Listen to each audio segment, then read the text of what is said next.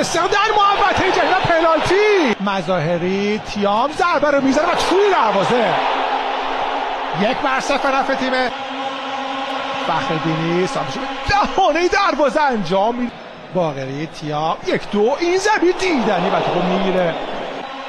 ساتش روی دروازه خیلی خوب بود موقعیت این توپ و تیام یه توپ رو خوب انجام میده. خود تیام با پای چپ چه گلی زد تیام. 2-0 برای تیم استقلال. یه گل استثنایی از محمد. الان 3 در برابر 3 حسن جپارو فرشید اسماعیلی در محوطه جریمه و یه پاس خوب موقعیت برای بازیکن استقلال در مقابل دروازه و گل سوم هتریک محمد تیام استقلال کار 3 پشت محوطه جریمه. قاسم حدادی و گل.